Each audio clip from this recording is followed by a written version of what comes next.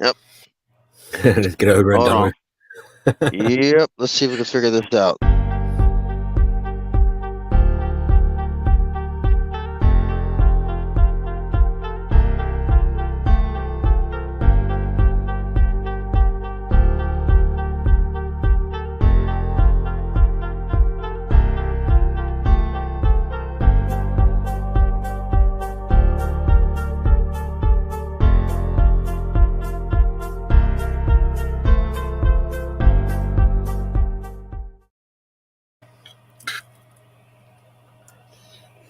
Oh.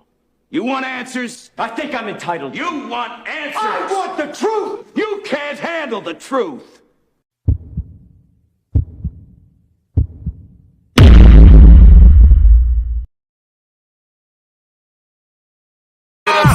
Perfections, ooh, Sin City, Montana, Coke Boy, ooh, we run the city, homie tryna keep up, ooh, they going broke, I'll finish your career, ooh, get a rope, Warning, warning, warning, warning. dope money, ooh, That Montega, in the spot, getting dropped, ooh, that's hard labor. in the club, popping bottles, Yeah, we blowing that sour. hand for the real niggas, Rest of these niggas cowards. how you want it, How you want it? hands gun or the knife, Soon as your man see the barrel, he gon' run for his life, bullets flying. bullets flying.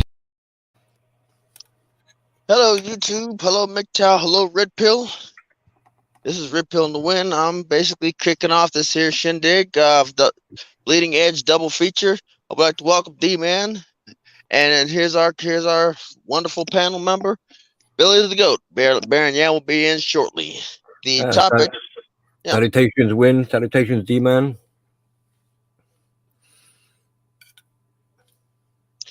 The topics are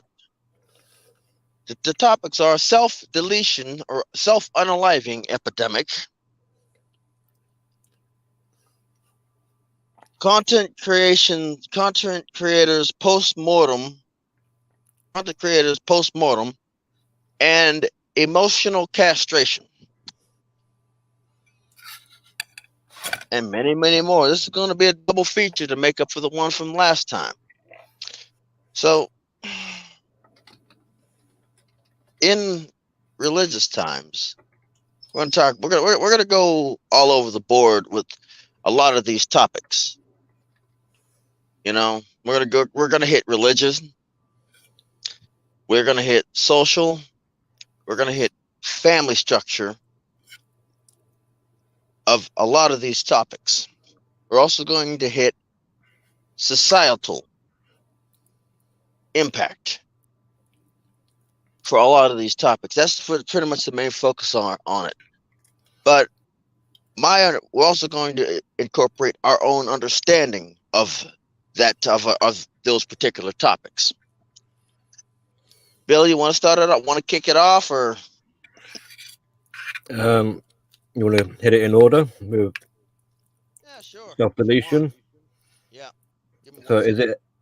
No, your mic is quieting down. Well, you put in the epidemic. Is that confirmed? Are we seeing more numbers than usual? Or, I mean, I already know everyone already knows self-deletion is a touchy, delicate subject, and it's wide and spread and common amongst men. But are we actually seeing an increase? When I was looking into my crystal ball a while ago, I was suspecting with the way the world is going topsy-turvy, we would see a rise in deletion, not just with men, but in the general populace.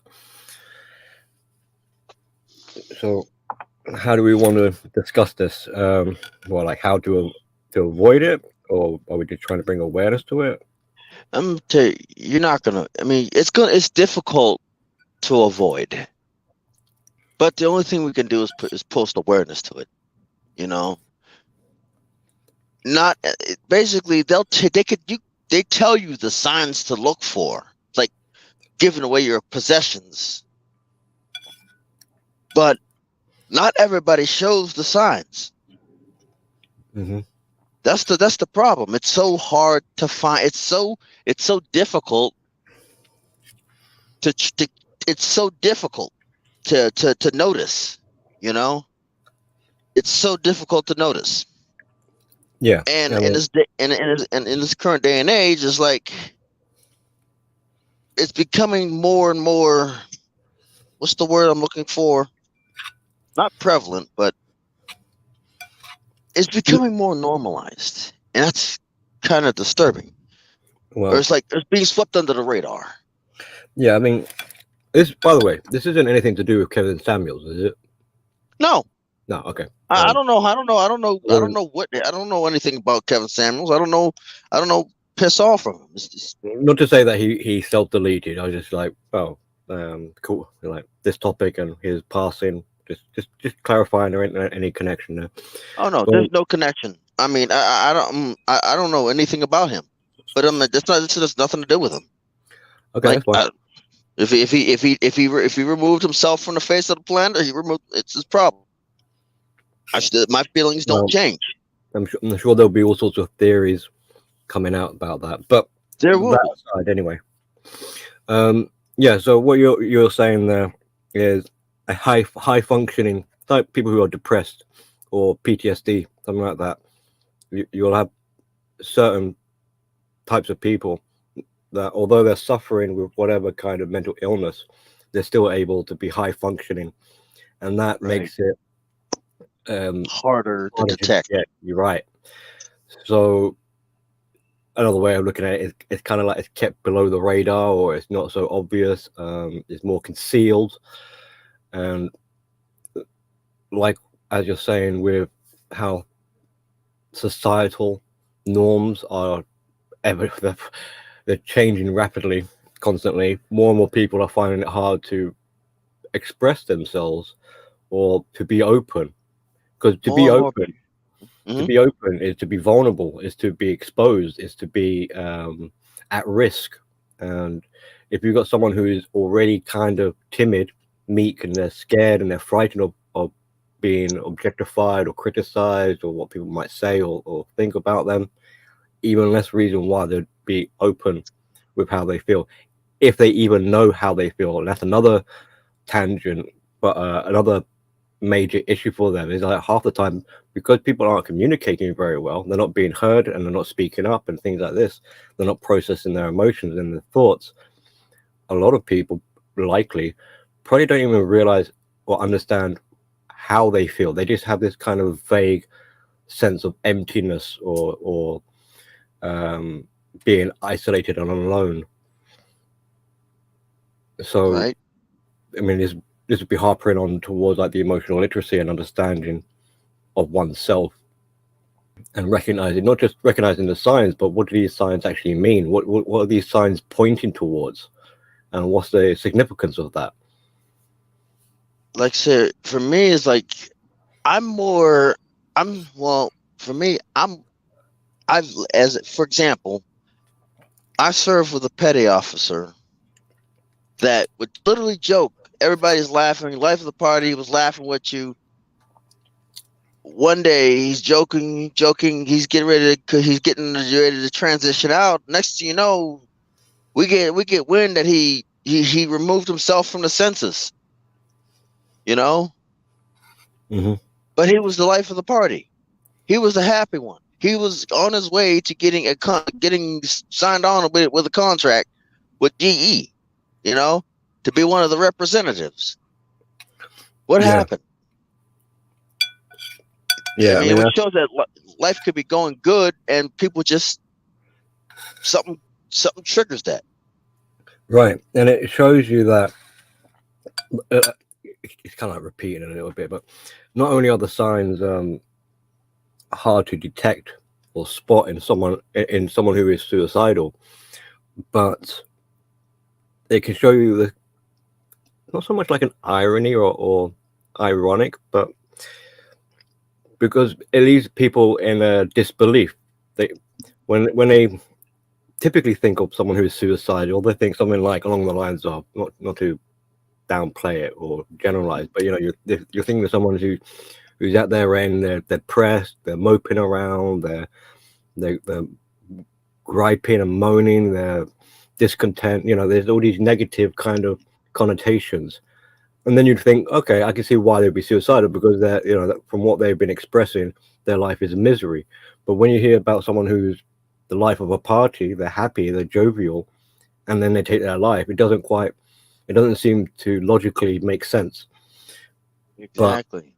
But from what quite a lot of the times on the Bleeding Edge, we talk about coping styles, but there we go. That's just one of the ways of coping, is by not overtly expressing what's going on. So to compensate, they sort of like ham it up, and they play a much happier than normal ecstatic kind of vibe or expression. So it makes spotting people who are suicidal that much more tricky, because not only are you looking for like people who are in the gutters and glum, but you should also pay attention to people who are like overzealous. Right. I mean, if they're maniacally cackling away, I suppose you could be like, yeah, I think this guy's lost a screw and they're on the edge. But even then, I guess the tip The person would be to look for you things. never know. Well, it would be to look for things that aren't, like, you would want to look for a baseline. Like, what is this person like normally or typically or over a long period of time? So you've got the vibe. So when something out of the ordinary, be it negative or in abundance of positivity, it kind of sticks out a little bit, like something might be going on here. And not to, just because someone is overly happy and having a good time, that could be a sign of something problematic. So not to pass it off as they're like, hey, don't they're having a good time, like don't be a party pooper. It's like, no, is there an actual reason? I mean, if there is like a legit reason, like let's say they won the lottery, you could be like, oh, ergo, yeah, it kind of makes sense they'd be over the moon because they just won the lottery. Right. But if you know that their day generally is pretty consistent, but for some reason with no explanation, and the thing is, you might not be given an explanation either, but now they're buying drinks for everyone, and like you say, they're giving away all their possessions.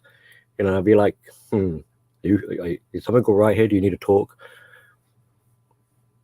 But yes, Right. again, that in itself can cause problems. So it's like defusing a bomb or handling a bomb with kit gloves, because if they're coping and they're trying to keep it under the radar, like they're trying to avoid detection for numerous reasons, which we'll get into, and then you come along and sort of out them, you expose them. Instead of them opening up and getting whatever it is on their mind or on their chest, like, off, they might go no contact or distance themselves from you, and now they're unreachable. Right. So if they were feeling alone before, right, and you've just exposed them, even if you might not be quite on the button with it, like you haven't quite got your finger. The thing is, hello, you don't want to leave them alone. You hear me? Yeah, I can hear you, Yam. Hey, Yam. Yam Bileski, right? Yam Bilski. Yam Yeah, Bilski. no, I mean it's about self-deletion is funny because I was just listening to the tail end of what you were talking about, and it's like if they act different, and Rifle's here too. Hey, what's up, guys? Yo, hey, Rifle. But I did when were you in the middle of talking? I didn't mean to cut you off. I was getting ready to say something on where self removal of the senses falls into many societal things. Like it is seen as bad. It is like, first things foremost in society, you leave behind a whole lot. You leave behind a lot of things. You might not see it, but I noticed a lot of, and like I'm glad that you guys took it down the road of like actual self-deletion, but for me it's more I was like just seeing a lot of people hang themselves verbally. Like it's almost as if they want to say that they're depressed because that is what people expect out of them, because they're quote unquote sub 5, or they've been handed a hard deck of cards to deal with or something, or they're in this black pill mindset, so they have to be depressed.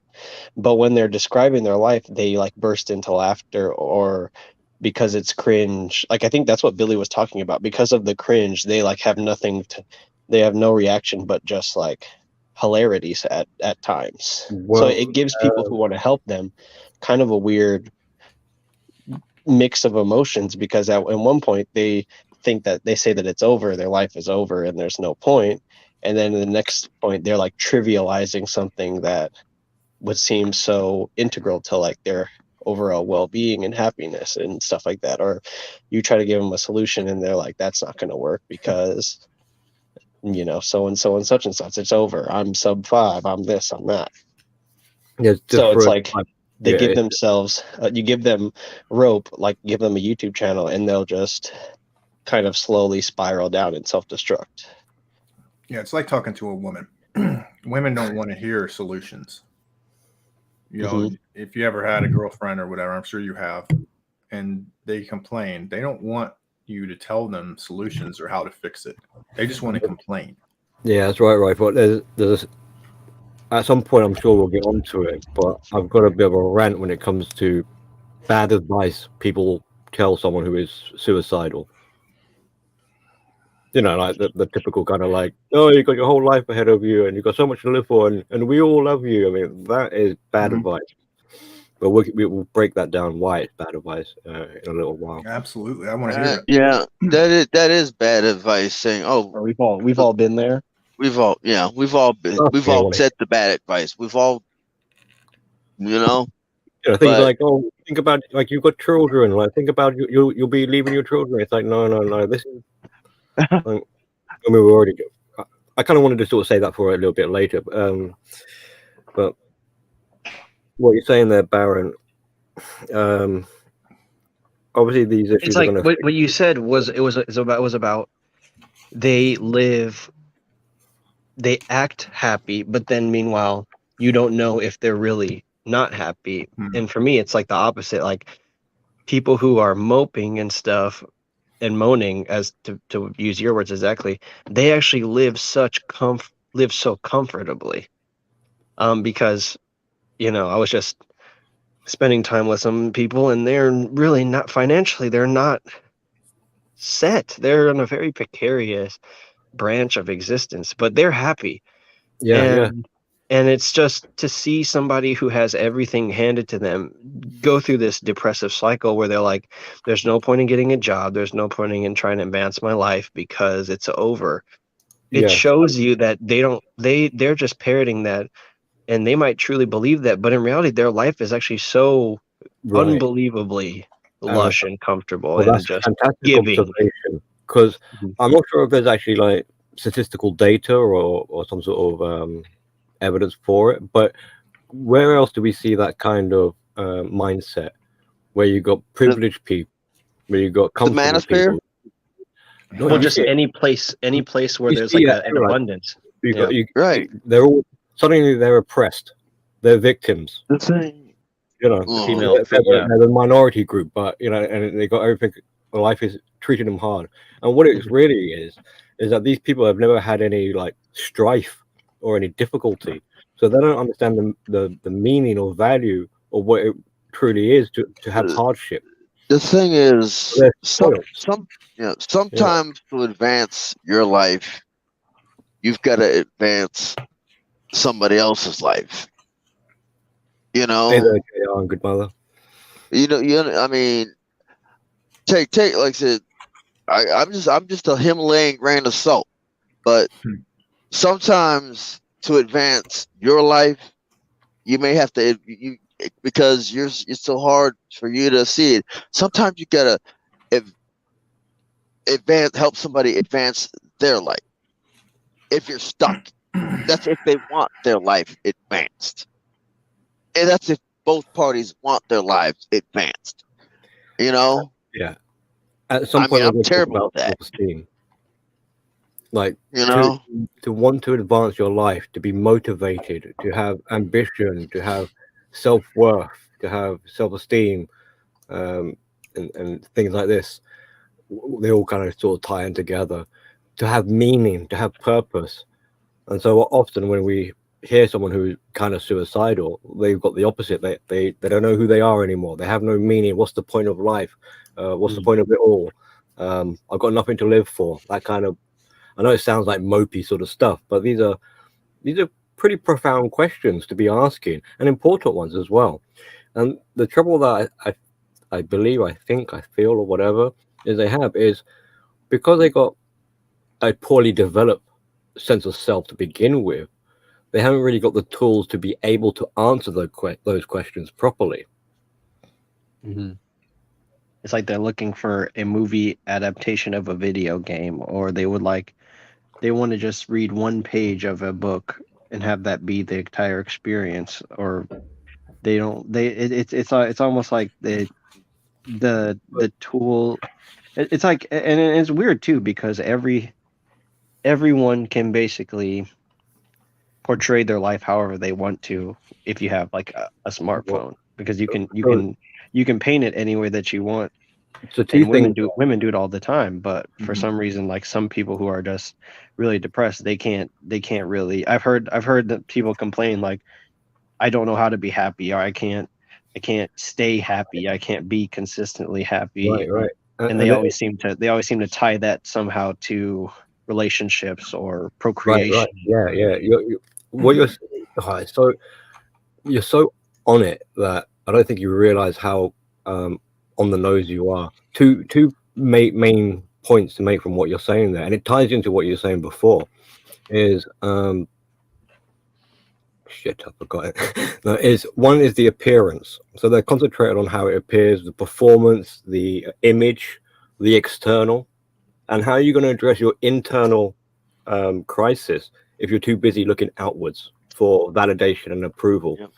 And what you're doing by looking outwards also is going back to this complacency of comfortability and having it privileged and all too good, is that this kind of person is expecting the outside world to provide the answers and meaning for them.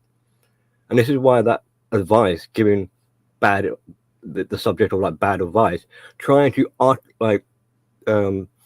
substitute or trying to impose your definition of value and meaning onto them.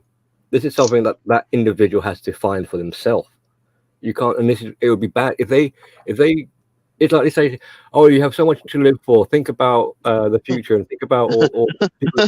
Right? Yeah, I know. You know. How are they going to interpret that? They're going to be like, I'm at a point in my life where for once I want to be selfish, even though they were being selfish before anyway, but particularly right, especially now more than ever. And this is, in some ways, it's kind of like a good selfishness, because it's if you were to ask yourself these deep philosophical questions of what is my meaning, purpose, what's the point of me and all of this, then you do need to sort of ignore what's going on outside. I'm gonna advance you along with this thing. You gotta let Rifle come in at some point. Yeah. Right. Oh, no, and I'm just listening, guys. I want to say this. Sometimes maybe the point of this is that yeah, I can't seem to speak today. If they're at that point in their life, sometimes you might have to help them find the answers, and sometimes you might find the answers for yourself. Because I've always said this: everybody knows the answer, they just don't know it yet. You know, Or everybody knows the answer. They associate the truth with negativity often, is what I Right. noticed. If the truth isn't positive, then it's a bad it's associated with like a bad feeling. There are elements. What I was of- trying to say is, it's like you have to.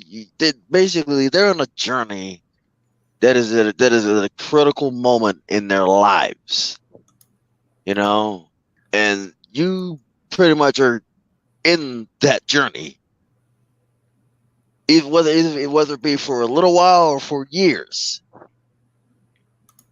You, as a responder, your job is to basically help them find that answer, and by you helping them find that answer, you may help yourself find that answer later on. You know, which basically will save 2 bodies for the price of 2 people for the price of 1. It's just, that could end up being quite a tricky situation. it's If you've got 2 suicidal people trying to keep each other alive. Milton. Yeah, it sounds. It's all Does that well and make good any trying to sense? assist. When you don't want or fall into the trap of is you I don't become. appreciate- Yep. Did that? No problem. Did that make any sense? Yeah. I think. I mean, it makes sense, but whether or not it's a healthy way of dealing with the situation. I mean, if it's the only option available, then Well, we need to, gonna I guess, define like what you just said, responder as a responder, because it's different than saving somebody from a burning building or from a bridge collapse. And I think that it goes deeper than just being, because no, you don't also want to be in that role. I think is you don't want to be suicidal, but you also don't want to be someone who only helps somebody when they're you need to have only help people when they're suicidal. You know, you don't want to become that person either, because then that it's almost like you're like perpetually, oh, this friend had a problem, this friend had a problem, this friend had a problem. It's like all of my friends are all people that are on that dangerous spectrum, you know, of there like needs to be a self-hate. level of situational awareness going on when this responder dynamic starts to develop.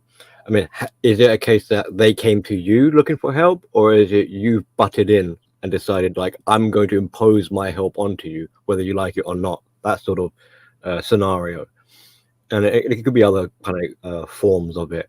Maybe they've come to you for help, and then the next question will be like, are they expecting you as a responder to do all the legwork on their behalf, like hold them by the hand, or do they just need a bit of like an assistance? I don't know, it could be quite simplistic. It could be like, look, they're financially bankrupt, they just need to borrow $100 or something like that. Is that as far as their help is what they want?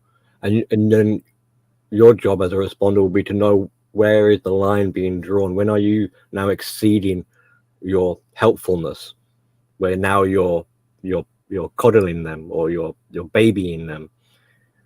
But yeah, because all of this, if you're gassing them up, you're just setting them up for another downward, right, you know, to be disappointed again. And maybe you might not be, maybe you feel like your job is done after you gas them up, then all of a sudden they're going I mean, the idea is that you want to try and empower the suicidal person so that they can take control of their own life, to feel like they've got control and that they got a sense of security and stability. And there's you taking away their responsibility, their due diligence to themselves, and you're like, no, don't worry, I'll do it all for you. I'm going to wash up, I'm going to cook for you, I'm going to look after you. I mean, that's kind of insulting in a way. So yeah, promising them that one day they'll feel better. Right. So there's a situational awareness, an issue of boundaries, an issue of responsibility, and the issue of responsibility will be the big one for the suicidal person, because if they're looking for help or they're worried about the appearance and image, and they haven't really got a sense of self, so they're fundamentally they're a dependent, and more than likely probably a undeveloped mind, as it were, like an infantile, or they've got childlike mentality. They're in survivalistic sort of mode. They're impulsive. They're emotionally thinking, so which means their critical thinking has been shut down. then right. not being like, and who is it that mentioned about the truth being bit, bleak and negative and things like that? Well, truth comes with responsibility. Taking control of your life comes with responsibility. So if you've got someone who simply like from their like a primary Yeah, focus. if you have like a helicopter parent, taking control of your life kind of models more of like a helicopter crash, or Right. any sort of situation that is being like carted out for you. If you have time to feel depressed, pretty much it means that you haven't screwed up enough, you haven't taken enough risks, and you're just in this perpetual state of limbo. Well, so it comes Yeah. down to like, is the issue really that we've got a person who is feeling suicidal, or is the issue more along the lines of we have a person here who wants to avoid the responsibility, and suicide is kind of like a byproduct of that, because by suiciding they can avoid the responsibility of having to care for themselves and live life. So where are we going to try and direct help towards? Are we going to try and direct it towards the suicidal aspect, but then we neglect the responsibility side of it? So we have to kind of get down to that kind of core level, like what is driving, what is perpetuating these feelings and thoughts. And so like suicide becomes, not in this sense, isn't really, it's what is being, like we're talking about being evasive and aloof, but eventually like it's being seen, like detected finally, but really there's all this other stuff behind it that's leading up to the like suicide just doesn't come out of nowhere. So there must be something that has been building up that has resulted in this now a quick sort of solution, an easy I don't want to make it sound like a cop out, but like when you have easy effort versus hard effort, like being responsible for life is kind of like a hard effort. So if you've got someone who wants things easy, they've had it luxury and comfortable most of their life, so they don't understand about hard graft. So suicide is kind of like an easier option. It saves a lot of headache and aggro. And then for a person who hasn't, is not in a vacuum, so that I think that an appropriate response might be to not just trivialize it, but almost like celebrate the fact that a person is not failing, but is just feeling down, because they get, I feel like they get, all they get is just people telling them what they need to do, and yelling at them for not really being good at anything or having really any aptitude. And so like maybe as a person sharing their stories, to sort of like be a person that celebrates the things that they see are bad, which they're really not good or bad. They're paying attention to too much of these things in their life, and they're letting a lot of things distract them from well, you got a mute button on your mic, dude. Like Right, metaphorically speaking, or on a kind of spiritual level type of speaking, yeah, in a way, in this sort of situation, if things go well and a person recovers, there will still be a kind of suicide that takes place. It will be this sense of a naysayer, or this depressed part of that mind, be like, that has been laid to rest. There's been a grieving process along the way, so something has died, be it spiritually, not physically. And the new person who's come out of suicide, I hear people talk about it sometimes, how it's almost as if the act of suicide, the attempt of a suicidal act is not a cry because my life sucks and I want to end it. It's more of a case of, it's a cry for life. They want to live, but they just don't know how. So this isn't someone who wants to end it. This is someone who actually wants to live more now than ever. And when they step away from the bridge, they have this new zealousness, is that a word, towards life. You know, they embrace life and want to. They have a renewed vigor. Right. Yeah. So it just shows you that suicide is a kind of contrary manifestation, where this is someone who really wants to live, but they just don't know how. And so it's almost like they're denied, because they've been denied so much. Well, then they're going to do something denied, not just having a life, but denied their sense of being. Because suicide, in a way, is taking control when in a situation when you've lost all control. You can't control. You've lost your job, you lost your money, you lost your home, and so you're out of control. But this one thing, or suicide, taking my own life, is my claim to having my sense of self back. Yeah. I'm going to clarify what I meant by responder, so that it's not taken out of context. Now, first responders are the ones that are trained to respond to crisis. They're trained to respond to like emergency situations, medical situations, and domestic. Then there's the everyday Samaritan responder. They're not trained to deal with the emergency, the domestic stuff like that. It's just basically they're there when it happens. They're not first responders because they're not trained to be. And then there's the aftercare responder. Medical personnel, legal personnel, something to that nature, something to deal with the aftermath of the transition period. Now, I'm gonna say this next segment to say this, and I'm comparing both scenarios. The most dangerous transition, the most dangerous part of being a POW is the transition period. The most dangerous part of having to respond to somebody is the transition period. Because you're passing this person off to a person that's more qualified, but they're in transition, which is still is just as traumatic, And then when they get to the person, they have to hand them off to somebody who's more qualified than them, which is yet another dangerous part, because they can always relapse quickly. They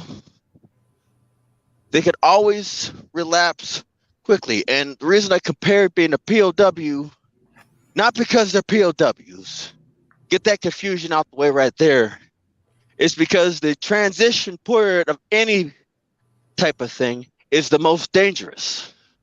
When you transition of power, transition of authority, transition of care, the transitions are the most chaotic and dangerous.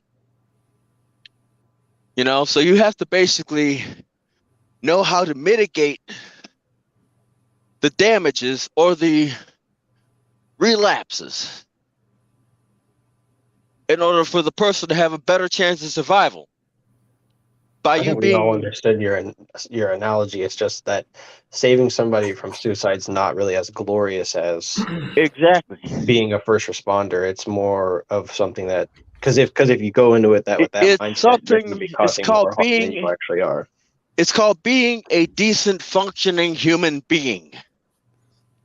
It's called being a decent, functioning human being. It's not, oh, I'm a hero. No, you may be a hero to that person. Not to the world, to that person. But the thing is, it's called being a functioning member of society. Point that Billy made earlier about like self-censoring or people not wanting to feel vulnerable. That is the main topic of the main part of No. the topic is like when people like you see content creators, for example, they'll make content and then they'll delete it, but like their entire platform is to be authentic. So you see they're harming themselves while also doing a lot to keep up an appearance, and it's like it's almost like an obsession with perfection. Right. You So see it a lot in the manosphere too, because the manosphere it's like we want to make good content, but good content also involves being vulnerable. So there's like there's a trade-off yeah, and takes place. so I suspect at the core level, what's really perpetuating the problem are themes Kind of scared me around too. self-esteem All right, generally, Yeah. and a sense of self. And if those are addressed, you can avoid a relapse. I mean, having relapses isn't really it's not really healing, is it? It's kind of like medicating. It doesn't make the problem go away. It just prolongs it. It just drags it out, makes it more torturous. And I don't want to crap on like first responders, but I think it's the case that they're ill-equipped. It's not a fault of their own, because I mean, if we're talking about there's going to be an epidemic and the numbers are increasing, then they need to update their skills. The sad part about it is, I just think soon we'll be in a this cycle only happens, like you're right, it's infrequent, but an epidemic implies that soon it'll be the deletion. It'll be what we remove that will explain more about who we are than what we actually post, or what exactly we don't share. That becomes the center point of everything, because there's like the amount that we talk and things that we talk about are going to be so sterilized, and like everything that's real is going to be just under the surface. That nothing that it'd be impossible to gain anything substantial from listening to people have a conversation, because there's always the fear. Now there's the fear that something would be taken out of context, and then there would be character assassinations and more indications that for that person, that suicidal person, they're too likely, because there's a lack of sense of self. Their only other option is to be focused and concentrated on what's going on around them, to have other people's opinions matter more than their own, and that's a pretty bombshell way of looking at things, because if someone else's opinions of you matter than your, like, you can see why they've got such a low self-esteem, because they don't feel like they matter. They're so ashamed of who they are, and if they're being passed around, or how did you say it, Win, like transferred, it's like more shame inducing, and it's going to be like a response, but it's like, I am the problem, and now I'm being passed over to someone else, so I'm going to be a problem for a whole bunch of people, and I'm supposed to feel good about myself? No, I feel disgusted with myself, because I'm a drain on the system. I'm useless, So instead of helping, it's going to make the person feel, in likelihood, like make them feel worse. And along with this external lens they see the world in, typically, there'll be the element of comparison. So how do I develop, if I haven't developed my own sense of self, how can I do that?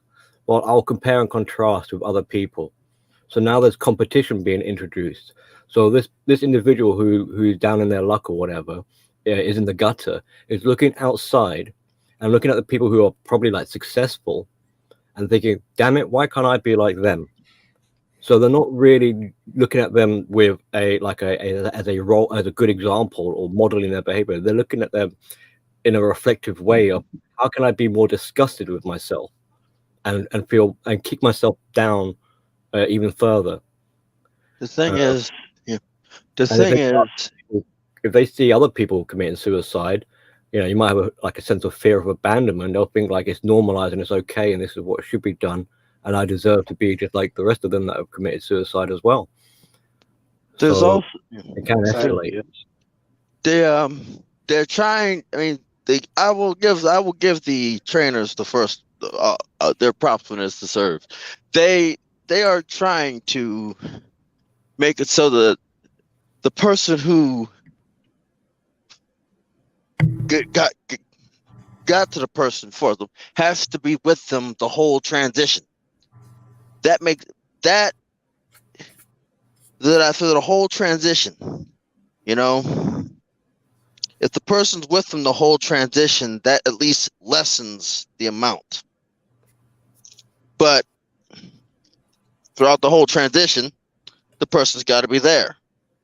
That, you know, like Suicide Watch. Yeah.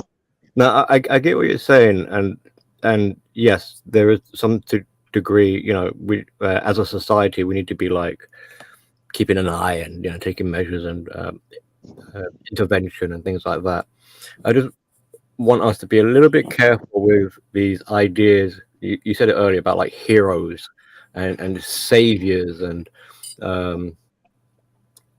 because when we're looking at the idea of like a sense of emptiness and multiple suicidal attempts or suicide ideation, I mean, we're in the territory of borderlines.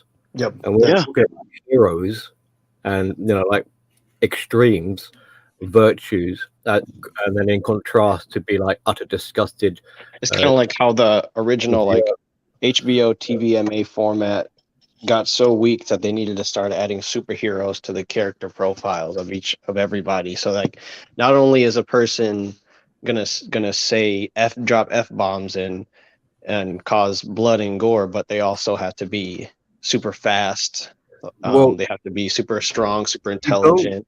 You don't want a first responder or anybody, a good friend even, or anyone, to be the reason of this so-called saving, because that takes away from the individual, the suicidal person. That takes away, because really fundamentally what we're wanting is for them to save themselves, and only they can really fundamentally save themselves.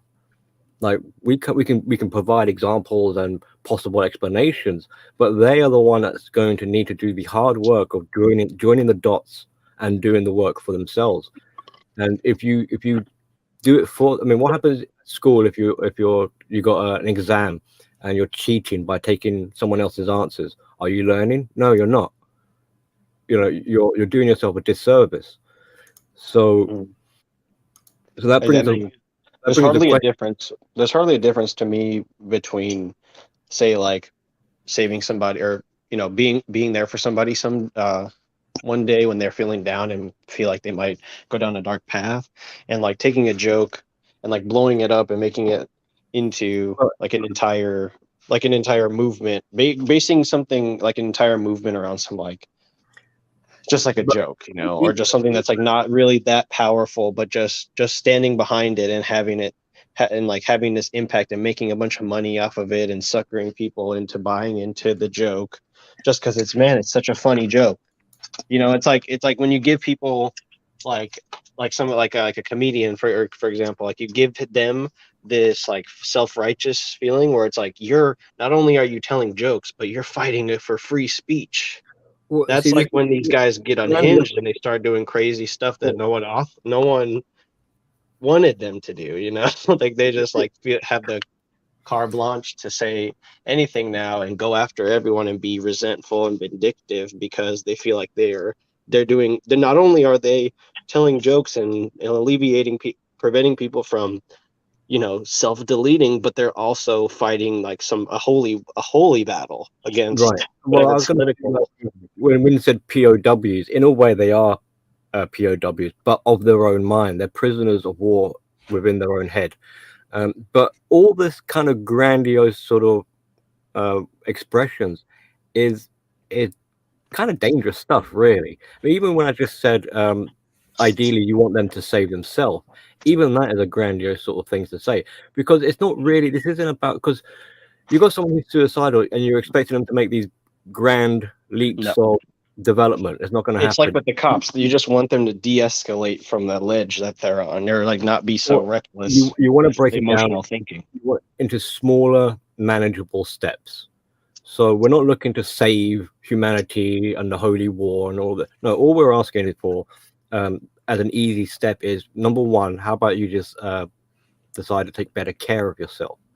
Or how about you acknowledge that it's time that you took responsibility for your own self-management or something like this, and it makes it easier to build, because we're not trying to instantly give someone self-esteem.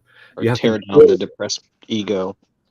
well, it's small incremental steps, manageable, something that's achievable, reasonable and realistic. We're not like if you suggest things that are just far out there, like a holy war, savior of humanity and all that. I mean, that's such a leap. It creates a chasm, and then what they're left with, they're looking into the void. So that's just going to make them feel more dismal.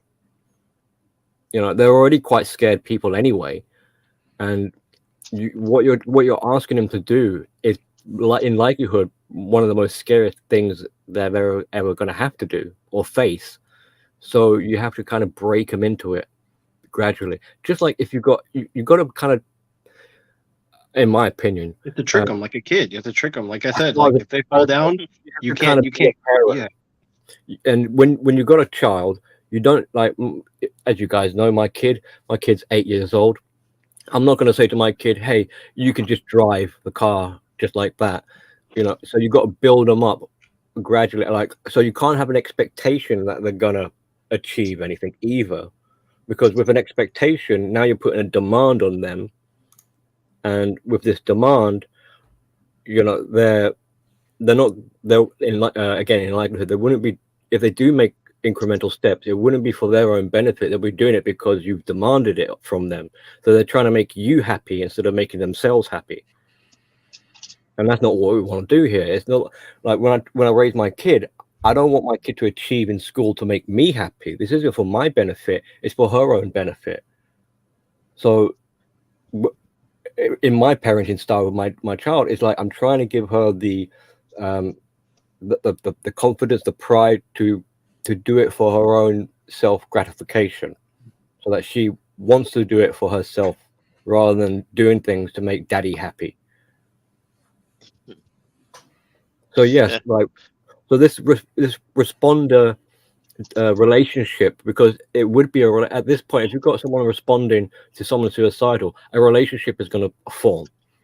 Well, it's like almost too late, right? It's already happened. It's like the crime has already happened, or the atrocity has already taken place, and now there's like people who are showing up after the fact. Yeah. And it's almost like you can't rewind time, but it's almost like in participating in this sort of philanthropic act of preventing suicide, it's like people feel like they have a hand on the clock of somebody else's life. Well, and there's that expectation of like when they've arrived at the scene, how are we going to go forward? It's like how can we go forward? It's like if we have a broken, it's like it's a broken part of the machine. It's not going to run automatically. I mean, the fact that people don't use professionals is already bad. Like professional outlets to diagnose themselves even is already pretty severe. It's already doing a lot of damage. And then you have people who are like now they're sort of like leading in communities to sort of save people who have mental illnesses or save people who have or suicidal or who have suicidal ideation, and then giving them advice too. So it's like not only is it a demand, it's just it's an intense amount of stimuli to give someone who's, say, like, for all intents and purposes, having like an existential seizure. Yeah, they're already lost in confused, and now they're even further. Now they've been spun around and even more disorientated. Mm-hmm. They can't make heads and tails of anything anymore. Yeah, and then I mean, the gassing is really bad too, because just telling somebody like, oh, I just know it, I just know you're gonna succeed one day is bad, because that sets up an expectation of something that they might not even want for themselves. And so it's just I think Billy, you basically outlined it, but you see it all the time in like just scholarly circles, and just like just talks. People are going through stuff and they can't focus on the task at hand, and then giving them, instead of like removing them or replacing them, like just giving them even more tasks and letting them, just watching them get overwhelmed. I think it's all too common nowadays to just see people fold under the pressure. Right. I mean, when there's a lot of pressure, when overwhelmed, when all these other kind of like they're survivalistic and the world's crashing down around them, then they become, and it's a natural, reasonable response, become narrow-sighted. So, and impulsive thinking. So they're not going to be able to think ahead. They're not going to be able to think rationally. They're not going to think reasonably. And there's going to be huge blind spots where there's going to be things that aren't even being considered because they're so like tunnel vision with like, my life is shit, my life sucks, I want to die. And they can't break away from that. It's like, so those moments will be best. Like here would be one example of like an incremental step will be to slow down. So when you slow down, now you're giving yourself room to think. Now you're opening up your lens, your view wider, and now you'll be able to. It has this kind of like repercussion effect, but it begins with, first of all, before you're going to consider all the other options, you need to slow down first. We can't work with anyone who's like firing off rapidly and locked into this sort of narrow tunnel vision. There's also the content creators that cause this freaking. A lot of content creators cause this mindset in a lot of their followers, you know? Yeah. Wait, hold on, Mr. Former, sir. Yes, the illustrious. But what are we doing here?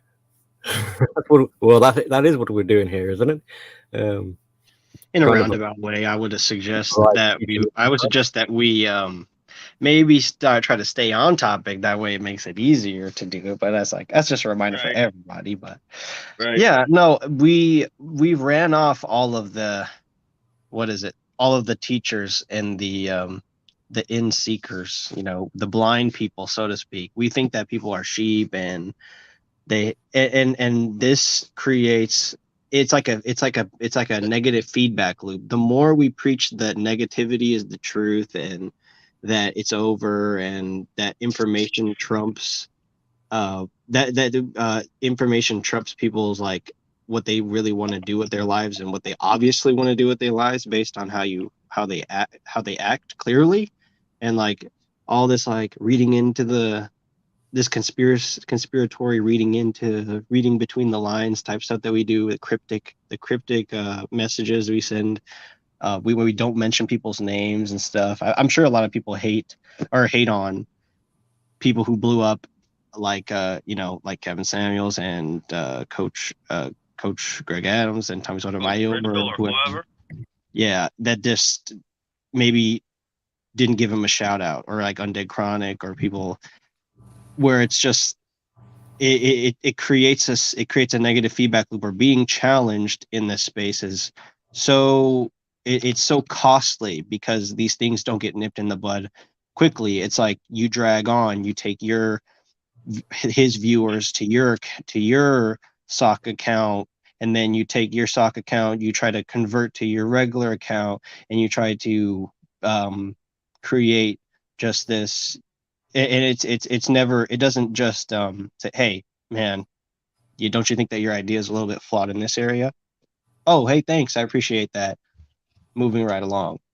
Nobody really knows how to do that. So in that sense, we're kind of Mr. Foreman, to answer your question, we're kind of in one huge lesson, just one lesson. We've been stuck on the same lesson for a few years. I don't know how long. 5, 6 years, 7 years. I think it's about 3 or 4 years. I don't know how long it really was, but they refuse there are to move on. Plenty of people who probably have some insight, but they will not share for some reason. For whatever reason, they won't say they're not willing to share They're not only that they're not willing to share, since they're not getting recognized. That people refuse to recognize people with the insight. People refuse to accept people with insight. You know, if you're not a part of the BS, if you're not a part of the drama, or no, well, yeah, okay, yeah, sorry, you continue. If you're not a part of the drama, then you're not a part of you're not a part of the cult. And Well, the thing is, like, I think it's right, but I think it's also important to recognize that certain people who are in the drama are also have some insight and are also capable of teaching people, but they're too distracted by how a certain drama makes them feel, as opposed to like, how is this a teaching moment for? Because a lot of people have got their foot stuck in their mouth or whatever. You know, you have the entire side of the manosphere that was Trump around the Trump train. And when Biden lost, it was like some people made it part of their main content to talk about how the election was rigged, and then meanwhile, like it's just like the world sped ahead and like left some people in the dust while they stayed there. And then now it's kind of like we have that part of our past that like some people are desperately trying to like crawl away from, but they keep getting dragged back. Like the whole the timeless, you hate women and you know you're gay, and so this that, the other, blah, blah, blah, blah. And now it's just another thing on top, which is like the weird political and social costs that being in the manosphere incurs upon people. Like you have shooters in the mix, you got hitters in the mix, you got abusers in the mix, and so I think the reason why teaching is hard is because we are in a dysfunctional classroom setting, and we need to like move to maybe something that's a format where it's just like either we can ignore people who are doing the bullshit and stay focused, or the people who do the bullshit are removed respectfully. You know, not just like doxing them and crapping on them. It's just they just are not appropriate for the conversation, so they are just removed or they're not invited. That literally is all that's needed. And I think people just to finish, because I did go long. It's just I think people are afraid of being that parent and of being the hated parent. So that's why they treat the manosphere like a kid that they want the best for, and are not really realistic and want to coddle what exactly we see and how we perceive of everything that's going on amongst content creators, just as a general field. You know, just like, oh, they like to see us as doing great things and stuff, and not really arguing or butting heads or causing drama. So just like a way or an ideology where we can potentially ignore and or properly like deal with something and not just call it drama and let it end up dictating us in the long run. Because it's like when you just call something drama that's actually important, it's like maybe you should have realized that. Now the barbarians are at the gates, and now we're about to all get, you know, we're all about to get sliced in half, cut the ribbons. The thing, and I want to say this, like, you see a lot of channels that don't teach anything but talk about pick up stuff and advertise some product with some BS. Yeah, it's what it is. You know, like they're transitioning into this pickup artist in a most peculiar time, you know, in a time where in order to see any type of action, you're gonna have to do a rain dance. You know, you're gonna need to learn how to do a rain dance. You know what I mean? Yeah. Well, there's gonna be. I guess what you're saying is there's gonna be a lot of just returning back to like more primitive ways of getting what, you know, of coping. Maybe better pull out the drums and a fire. Well, you hear it all the time. It's like oh, guys, instead of focusing on the drama, we should be focusing on this instead. We should be focusing on this. We should be trying to focus on as many other things besides the drama. And then it's like that because you try to fight to ignore it so much, it almost becomes like this. It's like an iron curtain or something. It's like, wait. What is behind it?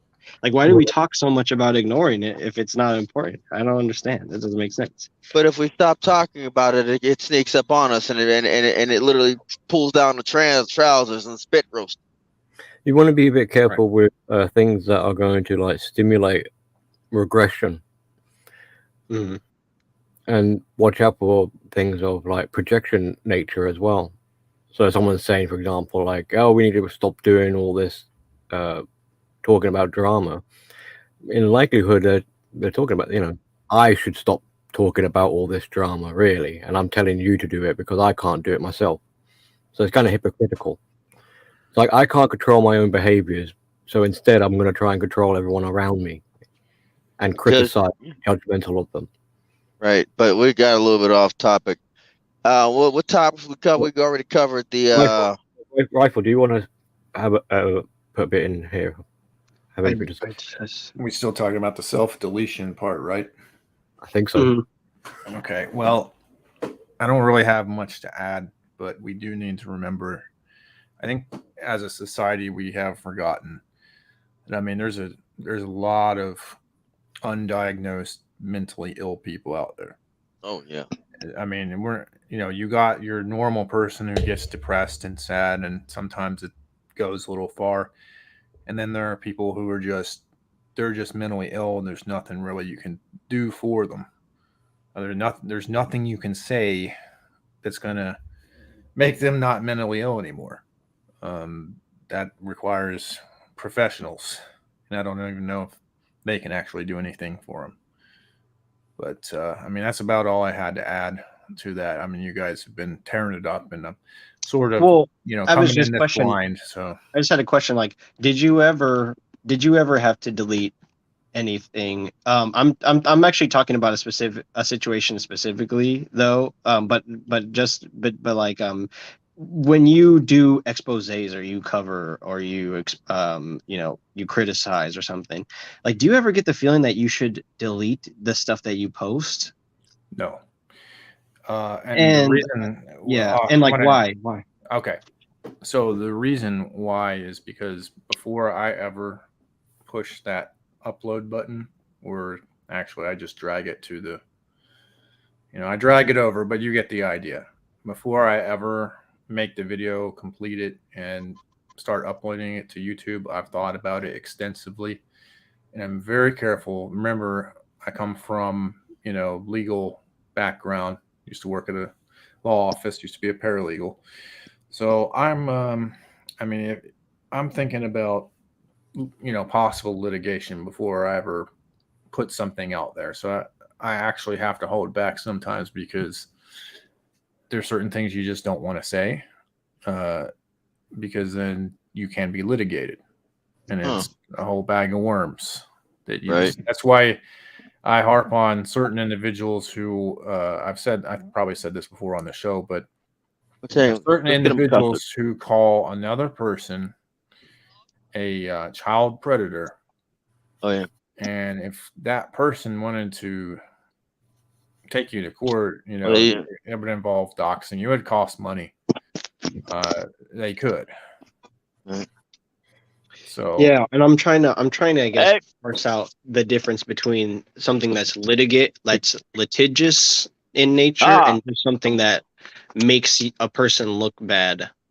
As in Billy's sense, like, have you actually ever like been vulnerable? Because, like, to be serious and to take your content seriously from a legal standpoint does take a lot of thought and reflection on it. But then also to share something personal does as well. It's not like you just come out with all of your baggage or something. But it's just like, if you were to have that moment on your channel, would you delete it? Like, would that sort of like, in your mind, would that make the channel bad? If it was. Do you consider that stuff? If I put it up already, Yeah, I mean, I would probably delete it, or I'd modify the video and take that section out. So you don't have to take the entire video down. You can say, well, but like I said, me personally, I'm always thinking about that. I plan my videos out a lot. So, and in the middle of it, there have been times, I will say, there have been times when I'm in the middle of producing the video and I'm like, I should probably take that part out. So, oh no, we're not playing that game, Milo.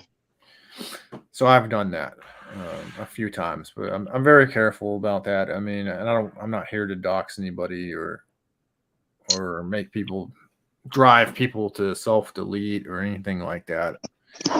You know, I mean, there's some sick people out here. Do you ever get accused of that?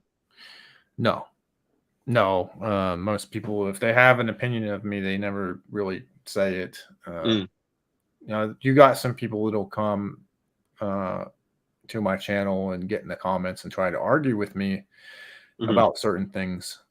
But yeah, it's usually someone's sock puppet. They don't ever confront me.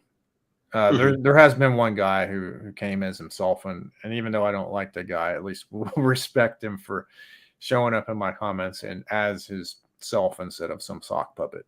So even though he's kind of an enemy, if you will, not really, but you get the idea. I still have some respect. At least he did that.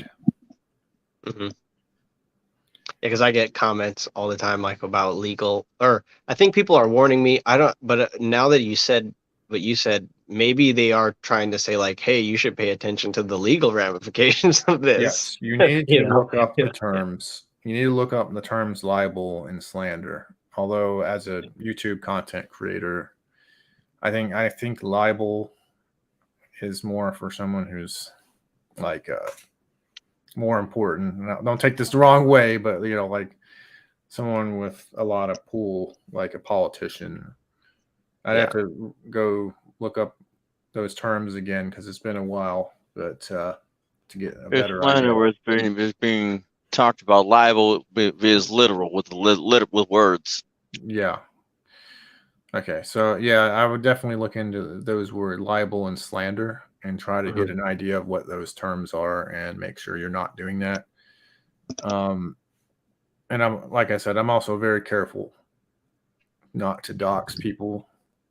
I guess I'll get a banana milkshake. Anyhow, talking to my what banana do you have? He's ordering some. All right, you're going on. Nice. It's not appropriate for that.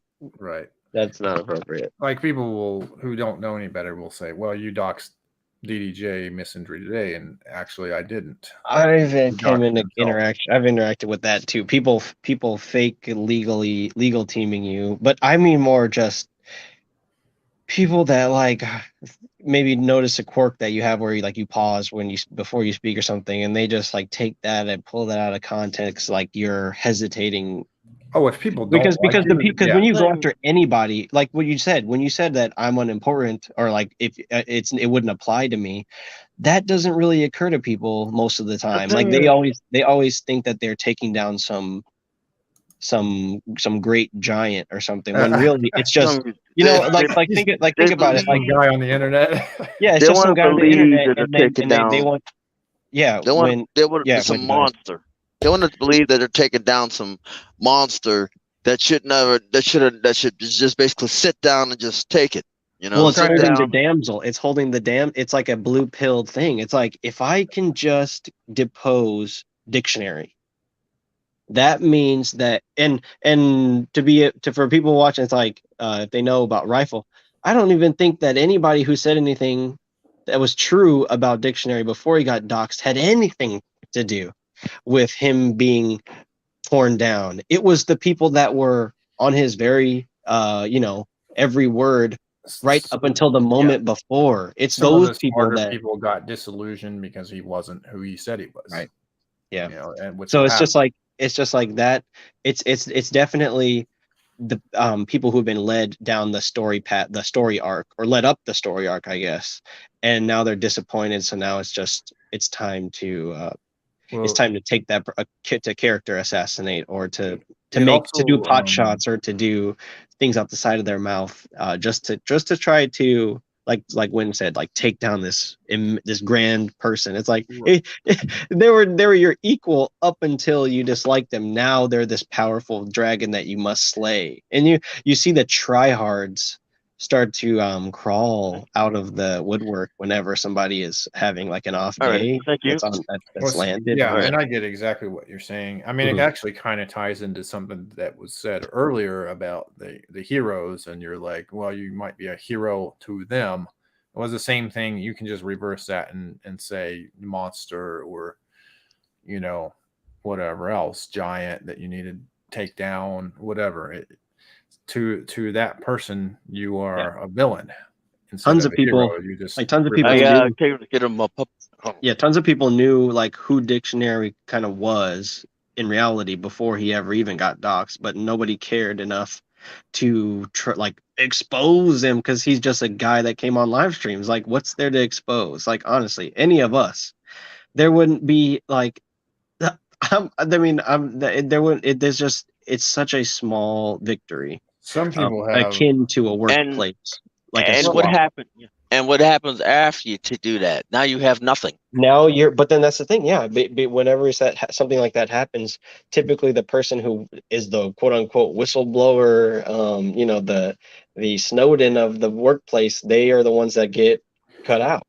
Well, if you're talking about dictionary, it's, you say that, but he's actually a part of a larger scheme that causes chaos in the manosphere, which is why people were, turning away from it, because it's getting stupid. And like you said, sometimes you get the guys that'll be like, oh, well, he paused when he was saying something. It'll nitpick every little thing. Little tiny. I try not to do that. I try to stick with the big major points whenever I talk about anybody, because yes, that is like, there's exposing shit, and then there's just being petty. Look, if I have to talk about somebody, I have at least the next 2 paragraphs ready, so I don't pause. So it's just one rapid succession, one rapid movement. Yeah, you think in terms of books, like you think whole books before you. Well, I mean, I did see one video where you're basically eating chicken, and I guess that triggered somebody. Oh, yeah, I thought that was funny as hell, but it did. I didn't know what the pettiness. The pettiness is like what you see in large YouTube beefs. Well, it's just like, I don't know. I mean, the way that you see people nitpick, like what you were talking about, like the phenomena where they're just like, it seems like you might be hiding. They try to do a psychological analysis on you with like no knowledge, with really like hardly any deep dives. They don't really try to deep dive. They just try to imply stuff and get you to. So like the way that I kind of think about it is, instead of building on it or coming up with something new or transformative with what they got from watching you, they just decide to try to like rework what you were trying to say, or in a sense do the same exact content the same exact way verbatim. This also manifests itself when people steal ideas for topics for a show, or steal an aphorism, or steal like not a logo but like an overall theme. Is that they're trying to do is pay homage to you, but it's like it's in a disrespectful way, or not, or it's not transformative. It's like reflexive. It's like, oh, this is how I will get out of this hold, because like they're bound by what you're saying. They're entangled by what you're saying, but they relate to the sender of the message poorly, so they want to like lash out at whoever is saying something to them that they really enjoy. This is why I think that the like feature should be so much more intuitive. Like, instead of the next button on YouTube, it should just be like on a shortcut or something. It should just be the like button.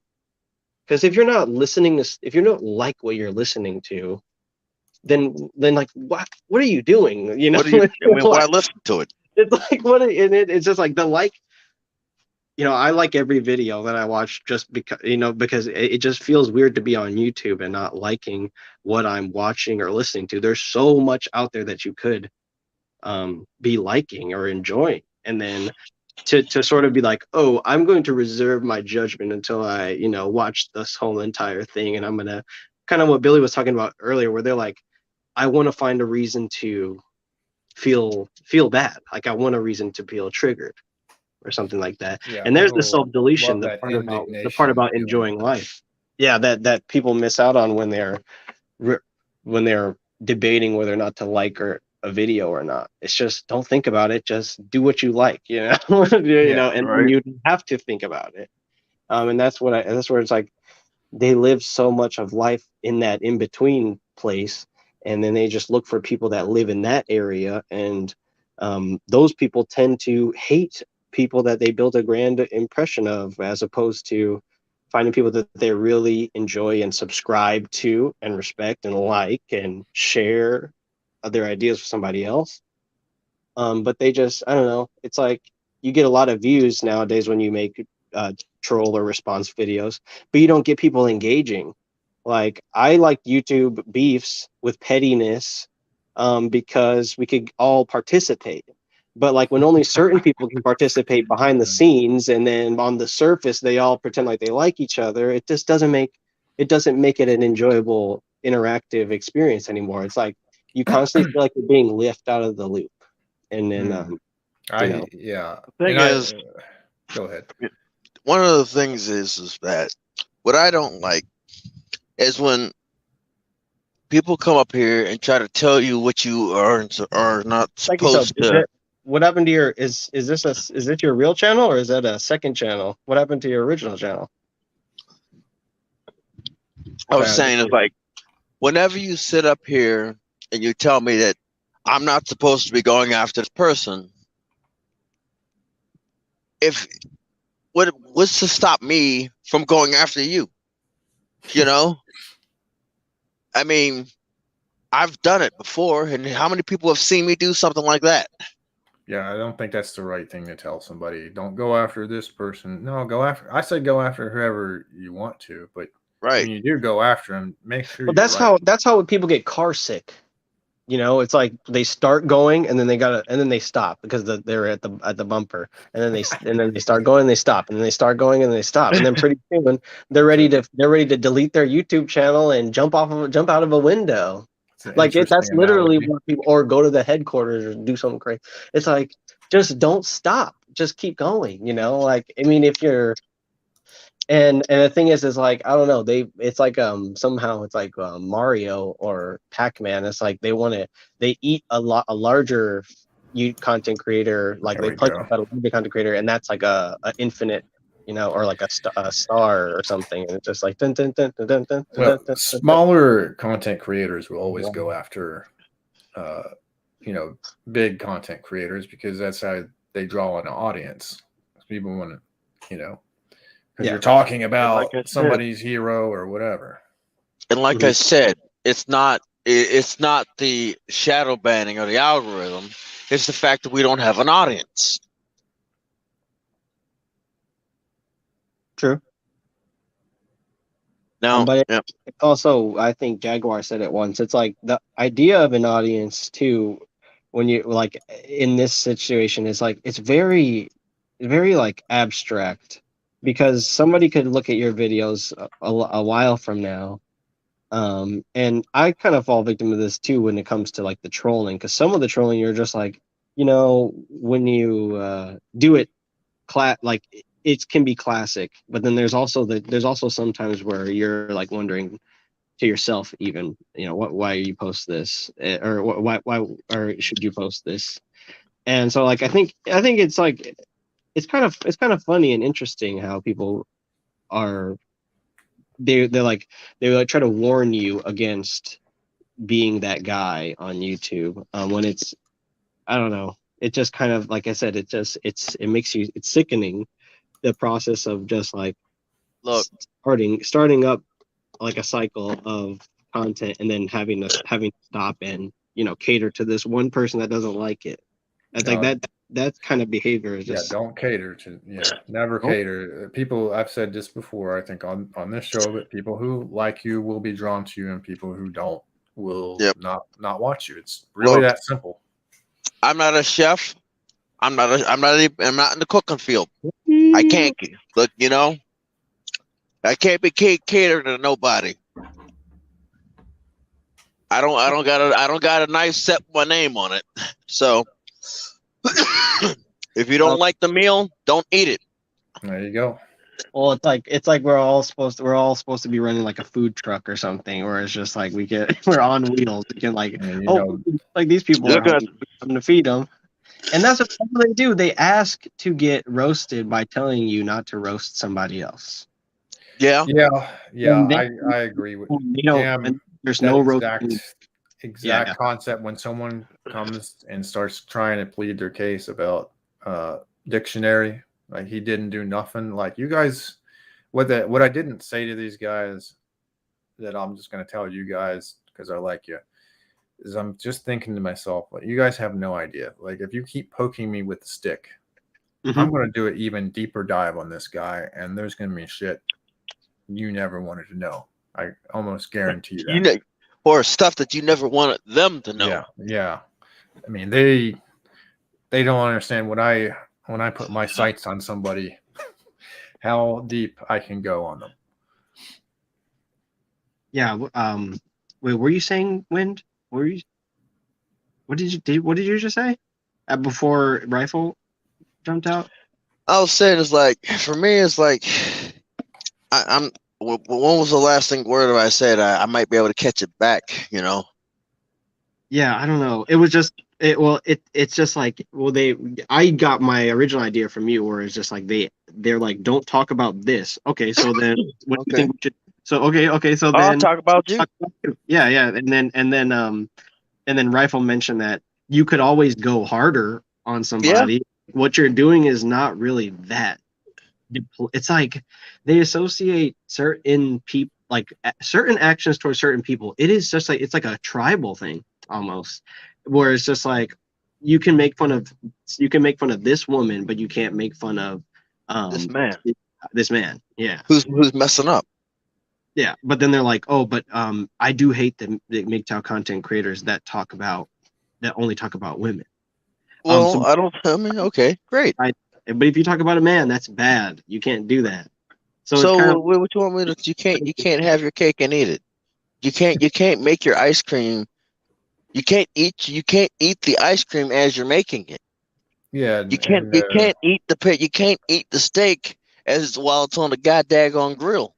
And Wind knows this saying, you know, what used to tell us in the army, this isn't Burger King, you can't have it your way. Exactly. Yeah. You know?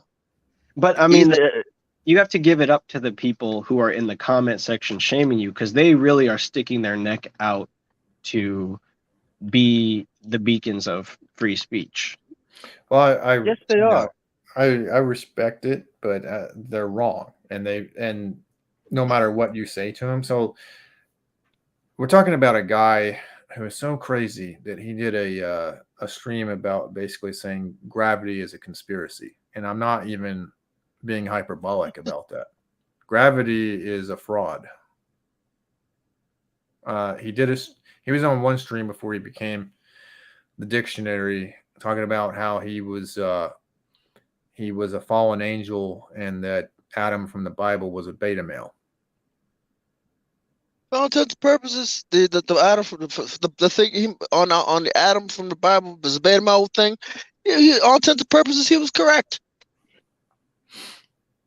I mean, but isn't it the Adam story is taken from Greek mythology, right? It's adapted. Yeah. But it's like, for all intents and purposes, he may be right about Adam. He was a beta male. I don't think gravity is a conspiracy at all. But that one's crazy. The gravity conspiracy thing, that part was crazy.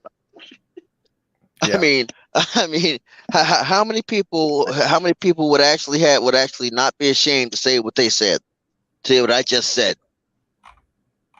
You know.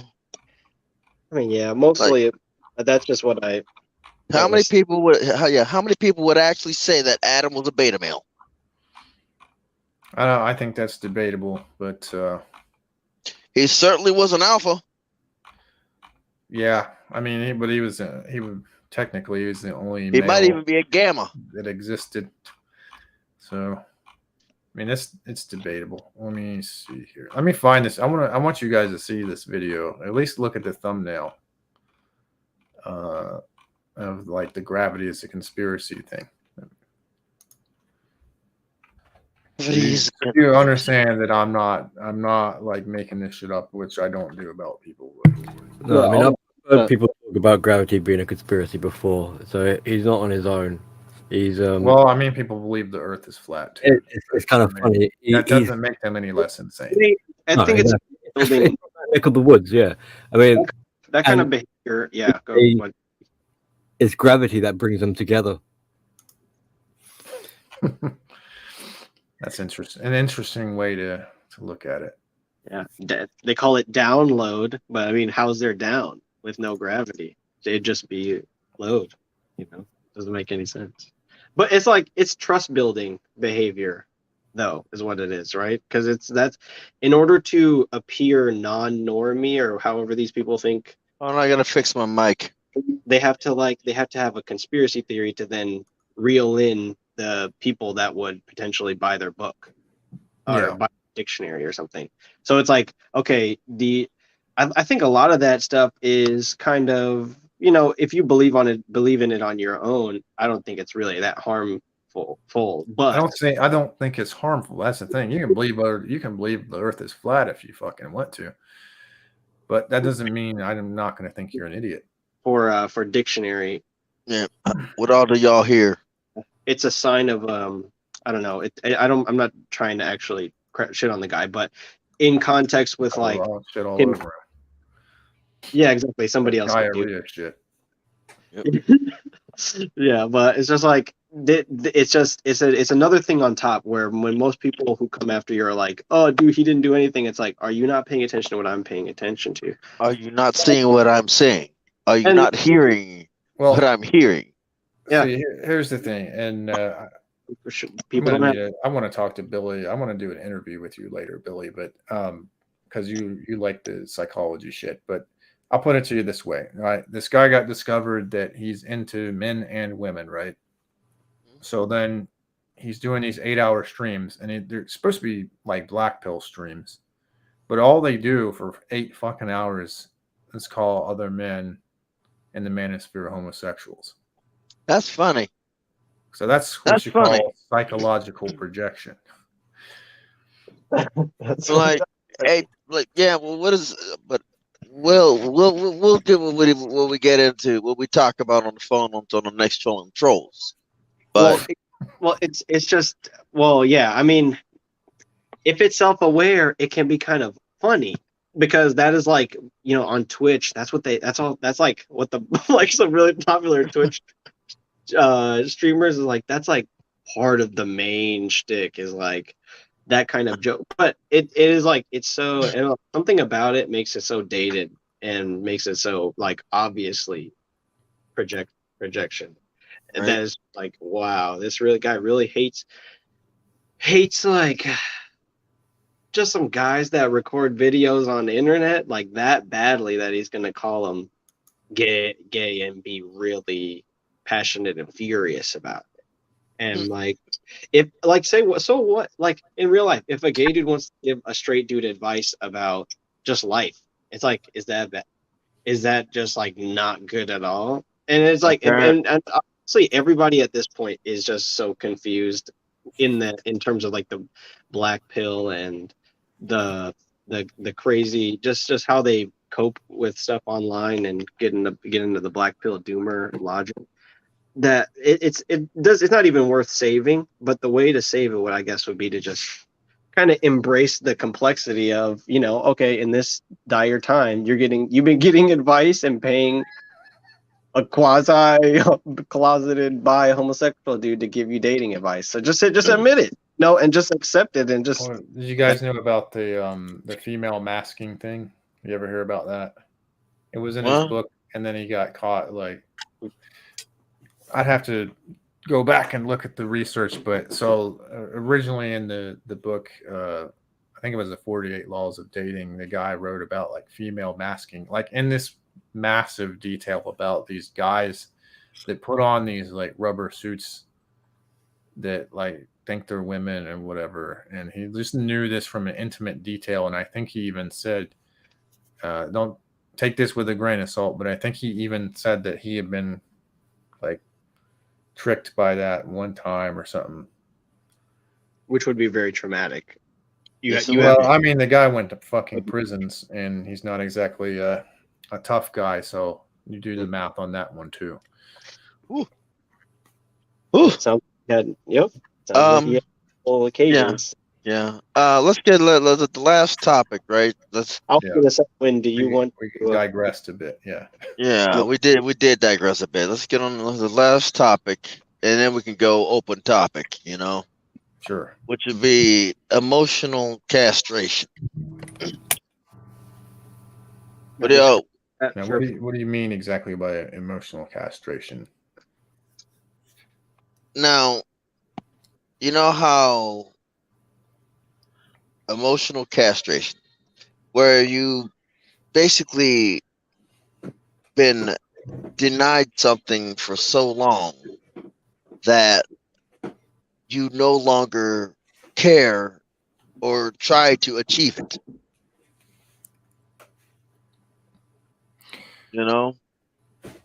So you just give up, basically. Pretty much. Not so much give up. Your body, your mind, you give up mentally to the point where your body begins to regress. Where you begin to what's the word for atrophy? Oh yes. So that's like almost like an extreme form of depression where you just, because I think I've told you guys this before, but I mean I've been through depression. Right. It's like it's what I'm saying. There's financial castration and there's emotional castration. Yeah. Oh, that makes some sense. Well, maybe I was thinking, is it that human beings, they don't have emotions, and then there's like masculine emotions and feminine emotions, and then like one of those would be cut off, and then you would be thinking, I'm not emotional, but in reality you're just behaving with more feminine emotions instead of masculine emotions that you identify with on a deep, on like a subconscious level. So like you don't think you're being emotional, however deep down, like the emotion that you're expressing is just not resonating with. I don't know. Have you ever been through like strong depression before? Yeah. I've kind of been down in the dumps. We're talking like everybody's been sad or life sucks or whatever, and you kind of dig yourself out of it. But there's kind of what he's getting at, I feel, emotional is like when you reach a certain point like of actual depression, I can tell you from personal experience, I pretty much felt numb emotionally. I was just kind of going through the motions. Getting up and going to work, and what I was saying is, I guess I've never really that been depressed to a point where I'm numb. What I'm saying is like, how when people are used or either are used to getting play on a regular basis, and then they get it gets removed from long periods of time, or basically they've never got it in the first place, so that whatever muscles or whatever nerves or whatever has not had a chance to develop, and it's just basically everything's there, but it's like it's not functioning. It's not functioning with the brain. The brain, the eyes see it. The brain connects with it. Because most of the time, anytime you see something function, anytime you like observe something that's functioning, typically it moves independent of your brain, or sometimes like 10 steps. Almost mean literal castration.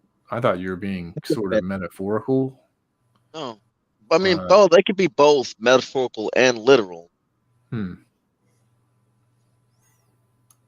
yeah, I do. I have heard of like guys being so depressed. I actually had a friend who recently got divorced who was like, it just, he said it wasn't working, quite literally. And he was just in a dark time. Now he's better now, but I mean, that kind of, I think that kind of fits in with what you were talking about. Right. Just like the stress, it just makes it so that you can't actually enjoy life. And with him, it wasn't really even a particularly nasty divorce. They didn't have children or anything. He didn't owe her any money, and there was no, reputation destruction or anything. Yeah, I think when we start relating, like conflating depression with severe trauma, I feel like it leaves out a large portion of people that just are depressed. Depression are levels to that shit. I mean, that's what I mean. Like you could be rich and sky high and be super successful. Yep.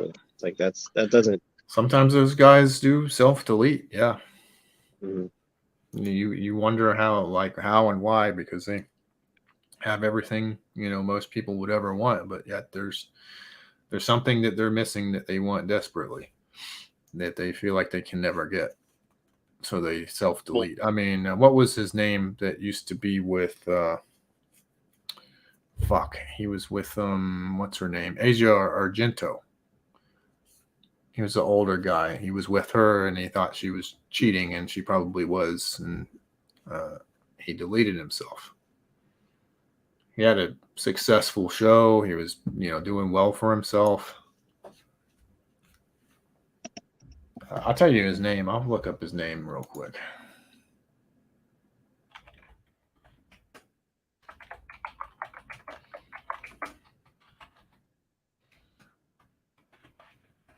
This used to be a talking point. Anthony Bourdain was his name. Yeah. No, he was. Yeah, we used to. Yeah, his name was brought up a lot by the Manosphere to talk about how depression can affect people, and he was so rich. He would travel the world every day just and eat food, and he seemed so happy. Why did he go? That was a lot of people talked about that. I'm also looking at. Who remembers the Vic Maggioni and Monica Rail situation? Monica Rail, like the voice actress? Yes. I know a little bit. I know a little bit about that. I know Ricada Law covered that too. Monica Rail just stirred the shit in that. That whole company, Funimation. Yep. She stirred the shit pot and got Crunchyroll wondering what's going on. She got the guy. I know his name too. Fuck. The guy who plays Broly and Dragon. Vic Maggioni. Yeah. Yeah, he was deeply depressed. He was literally depressed. You were roboting like a mofo, brother. Oh, yeah, low signal. Gotcha. But he was visibly depressed. Like, he's normally a person that typically likes to take care of his health. That takes care of his health. Yeah. I mean, it's like. He was literally depressed, like you literally hit his culture. He's Italian. Yes. Yeah, but Italians have a different way of doing things for sure. Who is Italian? Vic Magnolia. He was a voice actor. He had some prominent roles too for when he worked for Funimation. Yeah, like Eric from Full Metal Alchemist, Raleigh from Dragon Ball Z, a few other prominent characters. But it's like you literally stabbed his culture, his family through him. And they were false. I mean, just the whole false accusation shit. In and of itself, and people believing it. And of course, you guys, you guys know. Yeah, and it's like you separated a whole community. He had stones thrown at him from the people who, you know, Who were all about to believe all women and shit like that. Right. And there were his former co-workers that he thought were his friends slandering him online, and it hurt him. Yeah. It's like you've literally destroyed his culture through him. You know? And the culture, and look it's happened a couple years ago, but look at the culture it's created now. You know? Yeah. Yeah, there's all these. Well, now, yeah, situations like this is like why we have a lot of YouTube content where it's like the truth about the sad reality about, and it's like, how come we are not aware of the sad reality as it's happening, and it needs to be uploaded in terms of like follow-up videos and yeah, because people don't think about that stuff. They don't think about this. They don't want to. They don't have to. Many people don't have to think about it until it happens to them. You know, they don't have to think until it happens to them. When it happens to them, then they think about it. You know? Right. And one of the, like I said, for me, it's like, it hasn't happened to me yet, but at least I want to have an idea of when it's about to happen to me. You know? Well, I guess that's why part of like, I don't know, I guess Rifle kind of covered this since that's what direction we're going, where it's like, know thyself a little bit, and like kind of realizing that something's going to, at some point, you're going to take a dive and go down. It's only a matter of time. Aware of that, and I guess that would prevent, like, my knowledge of that would prevent me from posting something where it's just gonna, like, maybe it's gonna look bad afterward, you know, when it comes out or something like that. It's like that would be a good deterrent to making a dumb decision. Yeah, make it like a dumb decision. For me, thank you. So, but for me, it's like I've come under the things like I can be touched. I'm just waiting for it to happen. You know, it's only a matter of time. Right. Like, that's why I'm like you, like, who's anonymous. I would love to be more open about myself, but I know, like, there's these weirdos on the internet who would come after me. The more, and I understand the more breadcrumbs you give somebody, you know, they're gonna follow those breadcrumbs, and then they're gonna find you. And I'm not. Yeah, the understanding of it that hiding of parts of yourself is evil, but it's like necessary evil, as opposed to propping it up as like this is a righteous thing that you. And like, I know that nobody's gonna like confess to be doing that, but like when you're just like, I'm just gonna be anonymous because, you know, because it's the best way I can get back at society and like do yeah, that's goofy. Me too, because the thing is, like, dictionary, to being, it's like he is, but to purposefully bring him up, it's like his anonymity was just buying himself time to be extra petty and to be extra mean, you know. But it's just like, once people knew who he really was, he doesn't really need to be that way anymore, or at least the bag. So it's just like, if you got skeletons in your closet, then you definitely, you want to be as anonymous as possible. And you know, he was one of those people that had a ton of skeletons in his closet. The mapping thing is, how does anybody know? Like, I don't even know that story in depth, but like, when it comes, how does anybody know that much about that process? You know, without participating. Well, and here's the thing: when you're fucking with people are going to do their homework. So they got his book and they looked through it, and then they found the section on female masking. And he was very detailed. And once they caught that and they started telling people about it, then he removed it from his book. Apparently, I don't have the book. I mean, the thing is like you published the original book. This part of my life, even if it's true or not, if it's like accidentally damning to my reputation. It's not like, why can't I? Well, obviously people can't work with the stuff that they initially put out to the world, so they have to retcon everything. Either like you see it with comedians too, like they get caught with their pants down, or they get caught sending messages somewhere, and they're like, Yeah. "It's part of the troll, bro. I'm just such a Yeah. crazy rock star," and it's just like, no, you don't get to. It's like you're not. It's not like your Motley Crue. It's like you Yeah. go on stage in the middle of the night and tell jokes to drunk people, like who heckle you. It's like if somebody heckle Motley Crue, they probably get their shit stomped by half of the crowd or something. But like no one's doing that. No one who goes to like the Comedy Cellar's like fighting for is like a real diehard fan. They're all watching you, waiting for you to screw up, and that's what most of the manosphere doesn't realize. Like, if they're on a stage, they're not giving a speech, all right? It's like a comedy routine at this point. Like, they're not gonna. Who are they gonna inspire when most of them are like half drunk in the middle of the night listening to it? I mean, at least Dictionary had the common decency to stream during the day, or like during waking hours while people are, we're supposed to be semi-conscious and Well, semi-lucid. he streams at fucking was it like 10 o'clock? Goes for like 8 hours, so like 6 in the morning. Because he has to pick every Saturday night. He has to pick up, like, he's like in so many different. He's in India. We got people watching him from all around the globe.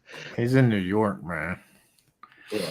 I mean, he's from India. His family is, but he's in New York. I just meant like the way that they talk about the black pill. They're like, it's almost like they talk about it. It's like it has the same impact as like the MGTOW manosphere. Like, people always chime in like Hammerhand streams or wherever, where they're like, this is where they're from. They're from everywhere. Yeah.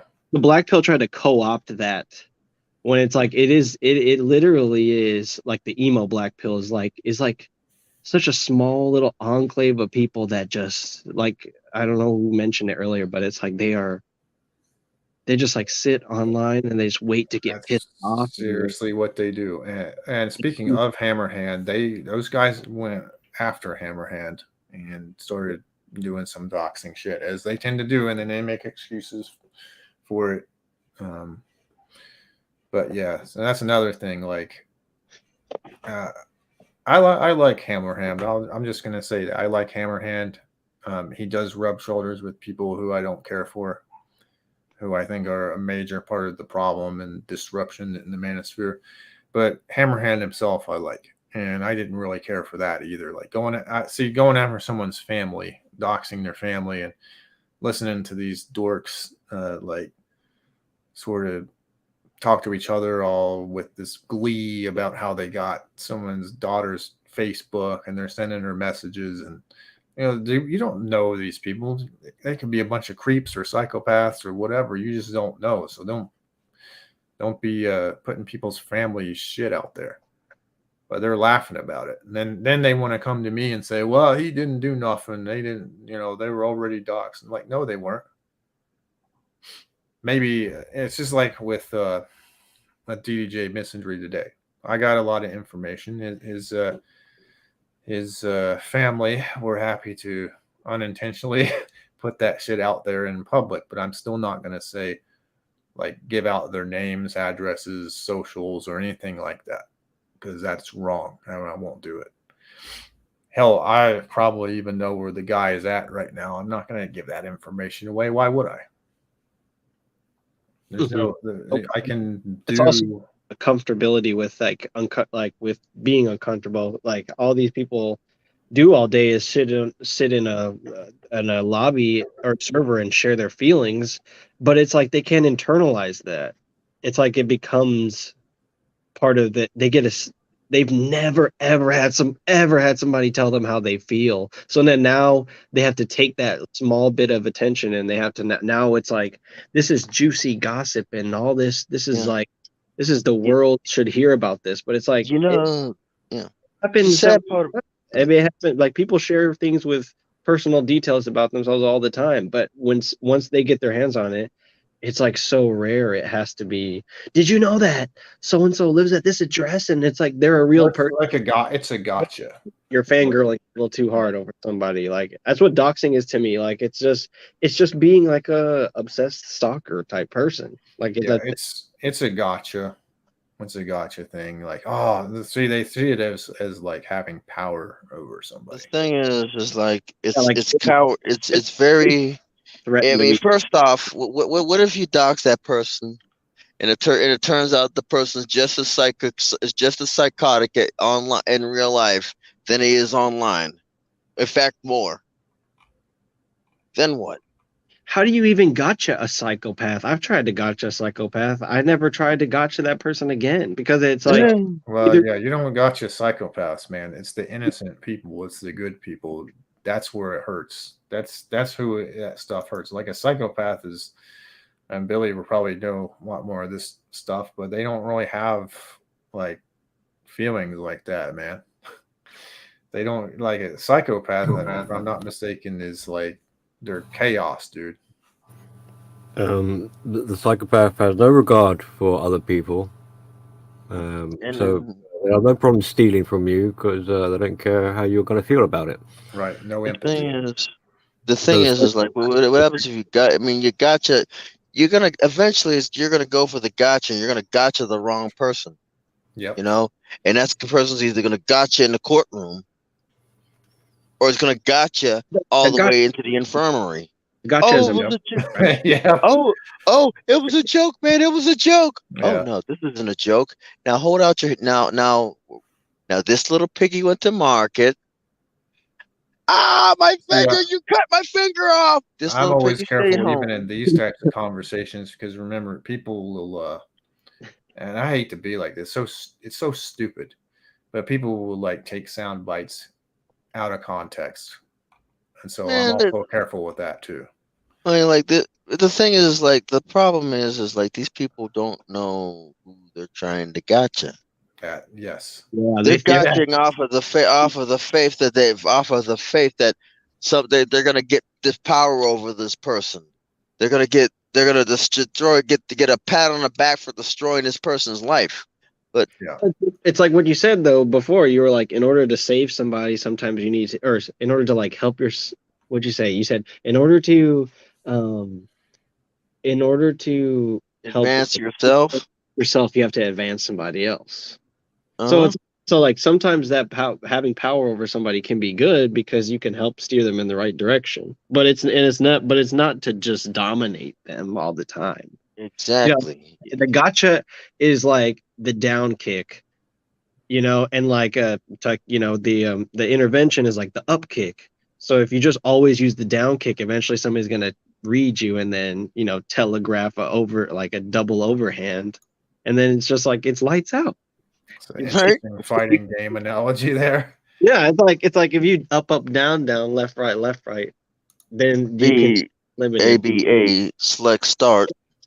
But if you decide on, you know, that Konami code, the one left. Okay, I digress. Was that your topic, Wind? Yeah, my topic, the topic that I created was like emotional castration. Mm-hmm. You know, which Rifle thought was physical castration. And yeah, I it can be. Like you were being literal, like your junk ain't working no more. But I thought of it as like you just being emotionally numb. Is how I was. No, it's like believe it or not, your emotional health has a lot to do with the health of the rest of your body. You know, That's true. Mm. And it's an emotional castration is probably the hardest to recover from, because one of the reasons is post castration. Who recovers properly from crash? The thing is, right, and it's like I'm not saying it's not recoverable, because you still have it. It just might be ornamental, but the thing is it's going to be it's the hardest ailment to recover from, because nobody knows anything about it. You know, Nobody did the study. Nobody does the study. They all study everything involving the opposite sex is literally under a fine tooth comb. They're literally discovering, but yet the main issue is about to be soon. The main issue is gonna need to be covered, and nobody's gonna cover it because automatically, based on society, men are supposed to basically have a rock hard at all times and be ready to go at any given moment. But the problem is like if you got a whole bunch of dudes in society who can't even get it up because they were rejected harshly, because they were rejected for so long or rejected harshly too many times, that they just their whole body just starts shutting that area down. And I can empathize to some degree with the black pill guys on that, because I mean that's what a lot of them say is their problem. But at the same time, they also refuse to self-improve. Right. Like, it's like that's the thing. Is like I've seen. I mean, it happens. Like some people, you can be financially castrated, and it turn into an emotional castrated. So when you finally do get your money in order, I see what you're saying. You know, when you finally do get your money in order, it's all for naught because Pico says sometimes he says, if you are trying to solve the problem in the black community, you can't you give them, if you give them money first without the therapy, they're just gonna blow the money anyways. Right. Exactly. You know, help the person first and then help the environment, and then try to reinvigorate the community. You know, it's just like it doesn't make sense to invest in something that's just gonna, in one generation, it's all gonna be gone. Right. Less than a generation. Less than one generation. And it's like, for me, it's like, hey Q. But I mean, what they say is that they are what they say is they hope they get a one-itis. So it's not the fact that it's like it used to when you were like black pill, like part of a meme of it was like, oh, that you had one-itis and that you thought something was gonna, but now their emo black pillness is so bad that now they like have not even tried to have a one-itis. I think that's what Wynn's talking about. Well, not shutting your physical body down, but shutting down that part of you that like maybe is even blue pill. Like they're not even properly blue pilled yet. They haven't even been let into the world of blue pill. The thing is like that. First off, the only way they're gonna be able to get something what they need is through that one-itis, because it's like they're so awkward. They have a hard time meeting people. But the problem is that one-itis is the same one-itis is gonna screw them. You know. Yeah, I would not recommend one-itis. No, but I mean, a lot of times you just see people who are not. They probably do have one-itis, but they're always talking about like, oh, this girl seems good, but it's probably not gonna work out. It's over. You know, it's probably not gonna happen. But if it doesn't happen, I'm not gonna. You know, this is over. I'm not gonna try anything else. So it's just they've cut, like what Wynn said. It's like they're not even using. They're unable to even use what it is that they've been given, like an opportunity to meet a girl. They're just like they're not. They may even go on dates and stuff or go on Tinder, but they're not like what's the thing? Intentionally doing it. They're just doing it because they want their excuse to feel bad about themselves again. Or they're doing it to shut their friends up, who won't stop pestering them. Like to I go said, on a date. Whenever they're dealing with like suicidal ideation or somebody who they think is depressed, they just shower them with fear mongering, like, oh, you need to be fixed. You need to stop acting the way that you're acting. When it's just like this is what's helping this person, honestly. Like this is what like them freaking out and doing all this stuff. That is like they're going through that, and it's like they're just like people want to rush them through it, I guess, and be like hurry up, and like what you said, you have to be emotionally erect at all times as a man.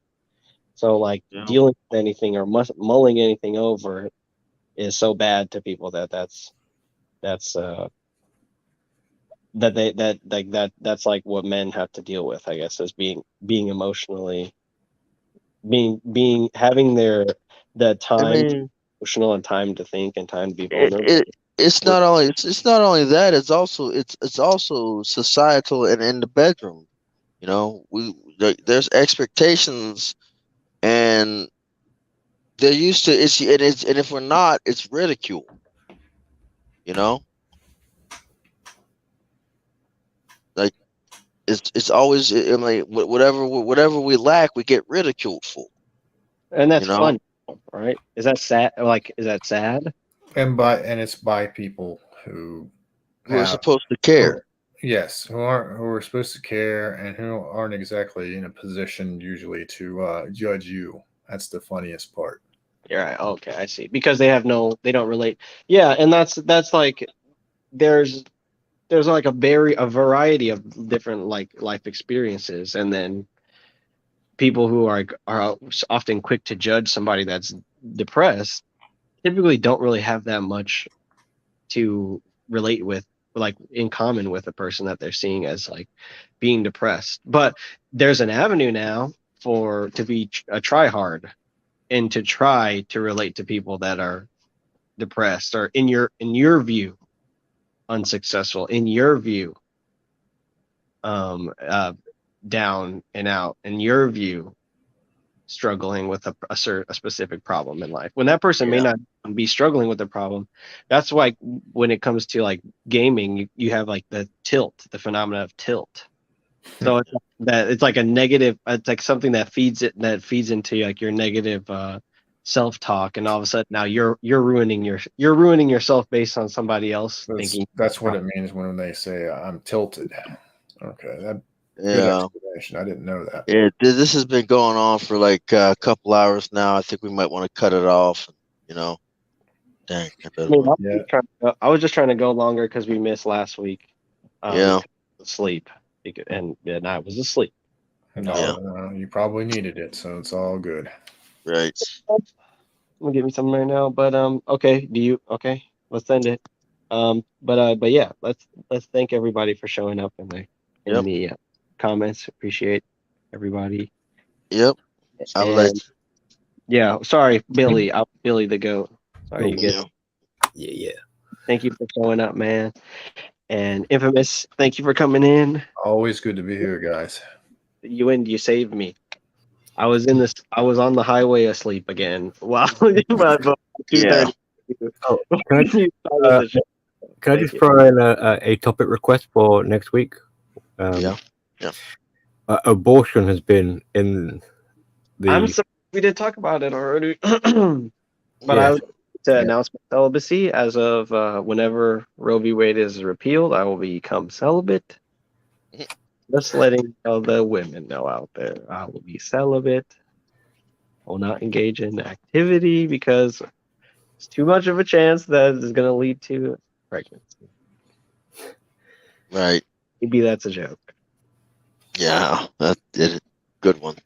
Well, I heard that some of the feminists were saying that they would require or they wanted to require a DNA test or something going forward if Roe v. Wade got repealed. And I'm like, as the meme says, your terms are acceptable, because it's hard to get a DNA test nowadays. And we've spent this whole decade going at the sexes and stuff, but like now this is real progress. You know, like I feel like we fight so many Keystone XL and the Charlotte, the guy who ran the girl, and it's like so tragic. But like only now are we finally starting to like move towards each other again with the with the repealing of Roe v. Well, Wade. so they thought they were, they thought that it wasn't achieving the results. That statement wasn't achieving the results that they were hoping, because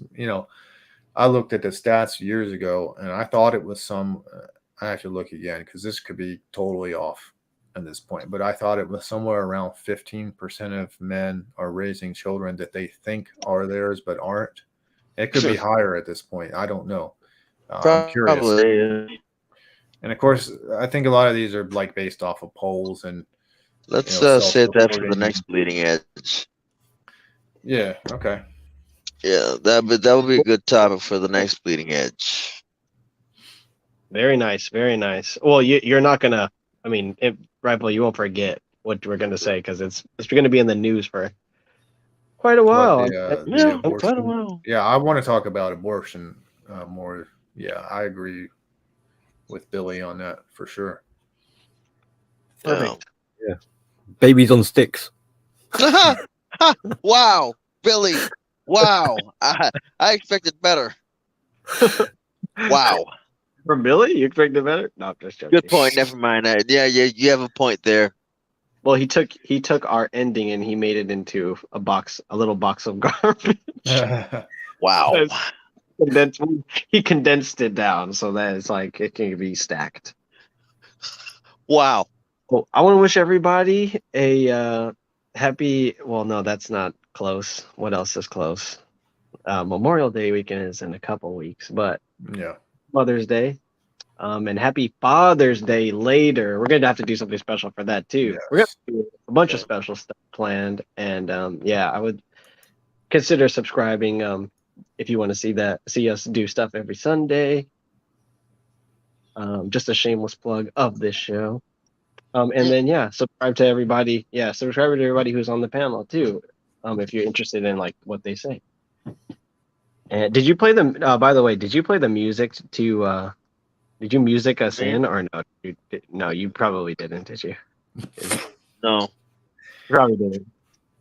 You probably didn't. So you can hear it in the background? You can now. Yep, there it is. This is Red Pill Win. It's like, just keep yourself somewhat emotionally happy. Don't just try to do what you can.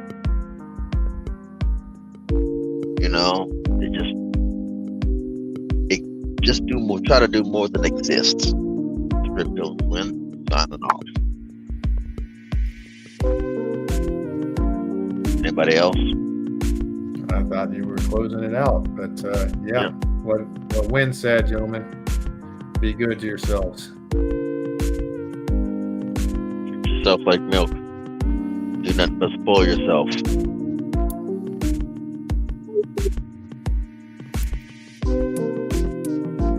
Cam, you want to do the honors? You touch the soundboard first.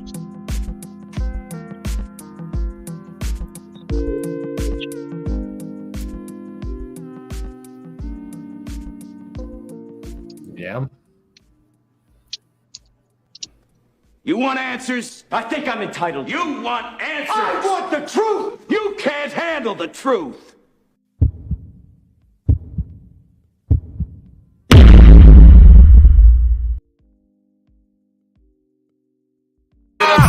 Perfections, ooh, Sin City, Montana, Coke boy, ooh, we run the city, homie tryna keep up, ooh, they going broke, I'll finish your career, ooh, get a rope, Warning, warning, warning, warning. Dope money, ooh, That Montega in the spot, getting guap, ooh, that's hard labor. in the club, popping bottles, Yeah, we blowing that sour. hand for the real niggas, Rest of these niggas cowards. how you want it, How you want it? hands gun or the knife, Soon as your man see the barrel, he gon' run for his life, bullets flying. bullets flying.